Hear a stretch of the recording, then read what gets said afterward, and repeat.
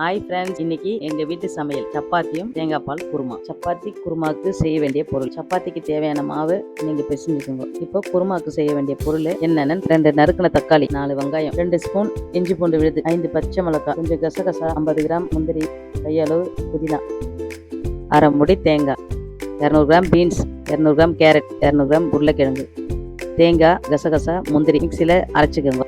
ஒரு வானொலி வைங்க, சிறிது எண்ணெய் ஊற்றுங்க, சோம்பு, புதினா,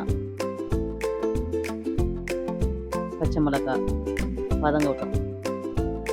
வெங்காயத்தை போட்டு வெங்காயம் நல்லா பொன்னிறமாக வதங்கணும். தக்காளி போடுங்க, தக்காளியும் வதங்கணும். கொஞ்சம் உப்பு போடுங்க. நல்லா வதங்கின பிறகு இஞ்சி பூண்டு பேஸ்ட், அதுவும் நல்லா வதங்கின பிறகு கேரட்,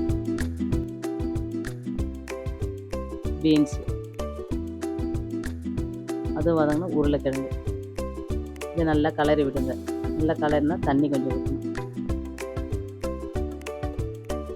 நல்லா காய் வேகணும்.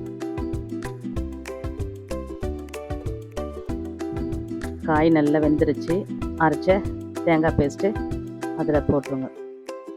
கலரி விட்டு ஒரு கொதி. இதுக்கு சப்பாத்தி, இடியாப்பம், இட்லி, தோசைக்கு சுவையாக இருக்கும். சாப்பிடுங்க.